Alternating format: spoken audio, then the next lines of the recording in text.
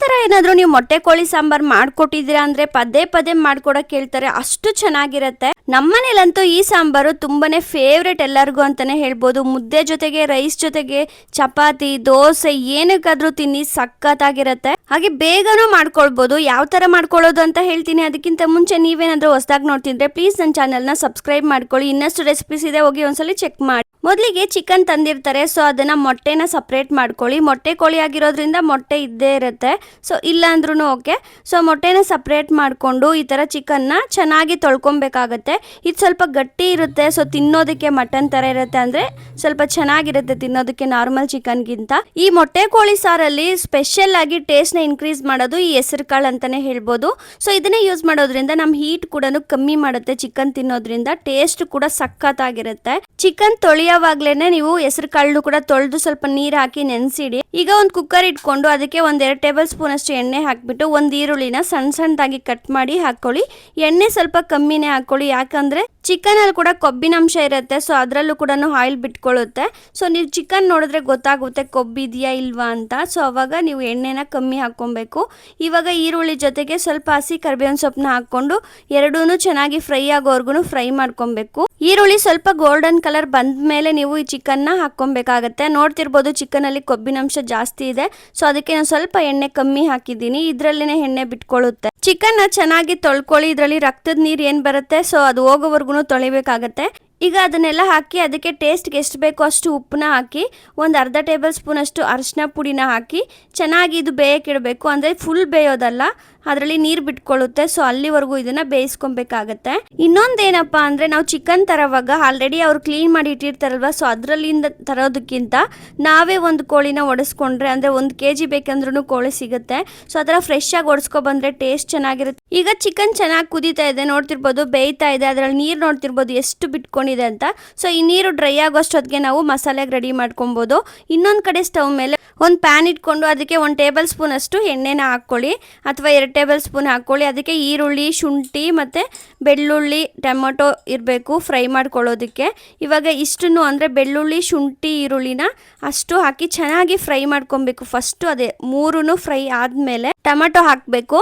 ಈ ಥರ ಈರುಳ್ಳಿ ಮತ್ತು ಶುಂಠಿ, ಬೆಳ್ಳುಳ್ಳಿನ ಚೆನ್ನಾಗಿ ಅಂದರೆ ಗೋಲ್ಡನ್ ಕಲರ್ ಬರೋವರೆಗೂ ಫ್ರೈ ಮಾಡಿಕೊಂಡ್ರೆ ಟೇಸ್ಟು ಸಖತ್ತಾಗಿರುತ್ತೆ. ಸ್ವಲ್ಪ ಲೈಟಾಗಿ ಫ್ರೈ ಮಾಡಿಕೊಂಡು ರುಬ್ಬಿದ್ರೆ ಅಷ್ಟು ಚೆನ್ನಾಗಿರಲ್ಲ. ಬೇಕಿದ್ರೆ ಒಂದ್ಸತಿ ನೀವು ಈ ಒಂದು ಟಿಪ್ನ ಫಾಲೋ ಮಾಡಿ, ನಿಮಗೆ ಗೊತ್ತಾಗುತ್ತೆ ಟೇಸ್ಟ್ ಎಷ್ಟು ಡಿಫ್ರೆನ್ಸ್ ಇರುತ್ತೆ ಅಂತ. ಸೊ ಈ 3 ಕೂಡ ಚೆನ್ನಾಗಿ ಫ್ರೈ ಆದಮೇಲೆ ಇದಕ್ಕೆ ಟೊಮೊಟೊ ಸೇರಿಸ್ಕೊಂಡು ಫ್ರೈ ಮಾಡಬೇಕು.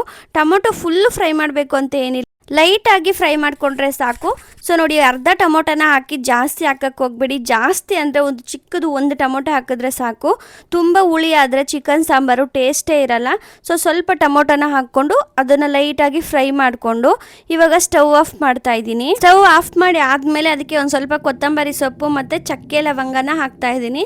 ಎಲ್ಲ ಕೂಡ ಲಿಮಿಟಲ್ಲೇ ಹಾಕ್ಕೊಬೇಕು. ಚಕ್ಕೆ ಲವಂಗ ಸ್ವಲ್ಪ ಜಾಸ್ತಿ ಆದರೂ ಕೂಡ ಜಾಸ್ತಿ ಮಸಾಲೆ ಥರ ಅನಿಸ್ಬಿಡುತ್ತೆ. ಸೊ ನೋಡ್ಕೊಂಡು ಹಾಕ್ಕೊಳ್ಳಿ ಕ್ವಾಂಟಿಟಿಗೆ. ಧನಿಯಾ ಪುಡಿ ಒಂದು 3 ಟೇಬಲ್ ಸ್ಪೂನ್ ಅಷ್ಟು ಹಾಕ್ತಾ ಇದ್ದೀನಿ. ನಾನಿವತ್ತು 1 kg 1/4 kgಗೆ ಇಷ್ಟು ಮಸಾಲೆನ ರೆಡಿ ಮಾಡ್ಕೊತಾ ಇರೋದು. ಸೊ 1 ಟೇಬಲ್ ಸ್ಪೂನ್ ಅಷ್ಟು ಖಾರದ ಪುಡಿನ ಹಾಕ್ತಾ ಇದ್ದೀನಿ. ಹಾಕಿ ಚೆನ್ನಾಗಿ ಈ ಥರ ರುಬ್ಕೊಬೇಕು. ನೀವು ಖಾರಕ್ಕೆ ಎಷ್ಟು ಬೇಕೋ ಅಷ್ಟು ಖಾರದ ಪುಡಿನ ಹಾಕ್ಕೊಬೋದು. ಇವಾಗ ಈ ಕಡೆ ನೋಡಿ, ಚಿಕನಲ್ಲಿ ಫುಲ್ ನೀರು ಬಿಟ್ಕೊಂಡಿದೆ ಅಲ್ವಾ, ಸೊ ಅದು ಬೇಯ್ತಾ ಇರುತ್ತೆ. ಇವಾಗ ಆ ರುಬ್ಬಿರೋಂಥ ಮಸಾಲೆನ ಇದಕ್ಕೆ ಸೇರಿಸ್ಕೊಂಡ್ಬಿಡೋದು ಅಷ್ಟೇ. ಸೊ ಬೇಗನೆ ಆಗೋಗುತ್ತೆ, ಟೈಮ್ ಏನು ಜಾಸ್ತಿ ಹಿಡಿಯಲ್ಲ. ಈಗ ಮಸಾಲೆ ಎಲ್ಲ ಅದಕ್ಕೆ ಹಾಕಿಬಿಟ್ಟು ಮಿಕ್ಸಿ ಜಾರ್ಗೂ ಕೂಡ ಸ್ವಲ್ಪ ನೀರನ್ನ ಹಾಕ್ಕೊಳ್ಳಿ. ಇವಾಗ ನಿಮಗೆ ಸಾಂಬಾರು ಎಷ್ಟು ತಿಕ್ನೆಸ್ ಬೇಕೋ ನೋಡಿಕೊಂಡು ನೀರನ್ನ ಹಾಕ್ಕೊಳ್ಳಿ. ಹೆಸರು ಕಾಳನ್ನ ಹಾಕೋದ್ರಿಂದ ಸಾಂಬಾರು ಸ್ವಲ್ಪ ತಿಕ್ಕಾಗೇ ಇರುತ್ತೆ. ನಾರ್ಮಲ್ ಚಿಕನ್ಗಿಂತ ಇದು ಸ್ವಲ್ಪ ಗಟ್ಟಿ ಇರೋದ್ರಿಂದ ಬೇಯೋದಕ್ಕೆ ಸ್ವಲ್ಪ ಟೈಮ್ ತಗೊಳ್ಳುತ್ತೆ. ಮತ್ತು ನೀರು ಕೂಡ ಸ್ವಲ್ಪ ಜಾಸ್ತಿ ಹಾಕ್ಕೊಳ್ಳಿ. ಜಾಸ್ತಿ ಅಂದರೆ ಜಾಸ್ತಿ ಹಾಕೋಬೇಡಿ, ತುಂಬ ನೀರು ಆಗಿಬಿಡುತ್ತೆ. ಹೆಸರು ಕಾಳು ಹಾಕಿರೋದ್ರಿಂದ ಸ್ವಲ್ಪ ಗಟ್ಟಿಯಾಗಿರುತ್ತೆ, ಮುದ್ದೆಗಂತೂ ತುಂಬಾ ಚೆನ್ನಾಗಿರುತ್ತೆ. ಈಗ ಹೆಸರು ಕಾಳನ್ನು ಹಾಕ್ಬಿಟ್ಟು ನಿಮ್ಗೆ ಎಷ್ಟು ನೀರು ಬೇಕೋ ಅಷ್ಟು ನೀರನ್ನ ಹಾಕ್ಕೊಳ್ಳಿ.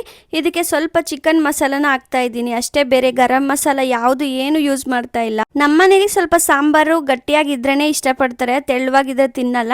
ಸೊ ನಾನು ಸ್ವಲ್ಪ ನೀರನ್ನ ಕಮ್ಮಿನೇ ಹಾಕಿದ್ದೀನಿ. ಮೊಟ್ಟೆ ಕೋಳಿ ಆಗಿರೋದ್ರಿಂದ 2 ವಿಸಿಲ್ ಇಟ್ಟರೆ ಸಾಕು. ಚಿಕನ್ ಕೂಡ ಬೆಂದಿರುತ್ತೆ ಮತ್ತು ಹೆಸರು ಕಾಳು ಕೂಡ ಬೆಂದಿರುತ್ತೆ. ಇದೆಲ್ಲ ಆದಮೇಲೆ ನಾವು ಲಿಡ್ ಕ್ಲೋಸ್ ಮಾಡೋ ಟೈಮಲ್ಲಿ ಮೊಟ್ಟೆನ ಹಾಕಬೇಕು. ಫಸ್ಟೇ ಮೊಟ್ಟೆ ಹಾಕಿದ್ದೀವಿ ಅಂದರೆ ಈ ಥರ ಕಲಿಸಿದಾಗ ಒಡೆದೋಗ್ಬಿಡುತ್ತೆ, ಸಾಂಬಾರೆಲ್ಲ ಮೊಟ್ಟೆ ಆಗಿಬಿಡುತ್ತೆ. ಸೊ ಅದಕ್ಕೆ ನೀವು ಲಾಸ್ಟಲ್ಲಿ ಇನ್ನೇನು ಲಿಡ್ ಕ್ಲೋಸ್ ಮಾಡ್ತೀರಾ ಅನ್ನೋ ಟೈಮಲ್ಲಿ ಚೆನ್ನಾಗಿ ಆ ಮೊಟ್ಟೆನ ತೊಳೆದ್ಬಿಟ್ಟು ಈ ಥರ ಹಾಕ್ಕೊಂಡು ಲಿಡ್ ಕ್ಲೋಸ್ ಮಾಡಿಬಿಡಿ ಸಾಕು. ಮೊಟ್ಟೆ ನೀಟಾಗಿ ಹಂಗೆ ಬೆಂದಿರುತ್ತೆ. ಸೊ ಹೇಳಿದ್ನಲ್ಲ 2 ವಿಸಿಲ್ ಇಟ್ಟರೆ ಸಾಕು, ಜಾಸ್ತಿ ಎಲ್ಲ ಇಡಕ್ಕೆ ಹೋಗ್ಬೇಡಿ, ನುಣ್ಣಗಾಗ್ಬಿಟ್ರೆ ತಿನ್ನಕ್ಕಂತೂ ಆಗಲ್ಲ. ಸೊ 2 ವಿಸಿಲ್ ಇಟ್ಟಾದ್ಮೇಲೆ ಓಪನ್ ಮಾಡಿ ನೋಡಿ, ಚೆನ್ನಾಗಿ ಬೆಂದಿರುತ್ತೆ. ಸೊ ಬೆಂದಿಲ್ಲ ಅಂದರೆ ಇನ್ನೊಂದು ವಿಸಿಲ್ ಇಟ್ಕೊಳ್ಳಿ, ಇಲ್ಲಾಂದರೆ ಹಾಗೇ ಬೇಯಿಸ್ಕೊಂಡ್ರೆ ಚಿಕನ್ ರೆಡಿ ಆಗುತ್ತೆ. ನೋಡ್ತಿರ್ಬೋದು, ನೋಡ್ತಿದ್ರೇ ತಿನ್ಬೇಕನ್ಸುತ್ತೆ. ಮುದ್ದೆಗೆ, ರೈಸ್ಗೆ ಎಲ್ಲದಕ್ಕೂ ಸೂಪರ್ ಕಾಂಬಿನೇಷನ್ ಅಂತಲೇ ಹೇಳ್ಬೋದು. ಈ ಒಂದು ರೆಸಿಪಿ ಅಂತೂ ಮಸ್ಟ್ ಟ್ರೈ ಅಂತ ಹೇಳ್ತೀನಿ. ನೀವೇನಾದರೂ ಮೊಟ್ಟೆ ಕೋಳಿ ತಿಂತೀರಾ ಅಂದರೆ, ತಿಂದಿಲ್ಲ ಅಂದರೆ ಒಂದ್ಸತಿ ಟ್ರೈ ಮಾಡಿ, ತುಂಬಾ ಚೆನ್ನಾಗಿರುತ್ತೆ. ನೀವು ಬಂದು ಥ್ಯಾಂಕ್ಸ್ ಹೇಳ್ತೀರಾ, ಅಷ್ಟು ಸಖತ್ತಾಗಿರುತ್ತೆ. ಮನೆಯವ್ರಿಗಂತೂ ತುಂಬ ಇಷ್ಟ ಆಗುತ್ತೆ. ಸೊ ಇನ್ನಷ್ಟು ವೀಡಿಯೋಸ್ ಬರ್ತಾ ಇರುತ್ತೆ. ನನ್ನ ಚಾನಲ್ನ ಸಬ್ಸ್ಕ್ರೈಬ್ ಮಾಡ್ಕೊಳ್ದೆ ನೋಡ್ತಿರೋರು ಪ್ಲೀಸ್ ಸಬ್ಸ್ಕ್ರೈಬ್ ಮಾಡಿಕೊಂಡು ಸಪೋರ್ಟ್ ಮಾಡಿ. ಬಾಯ್.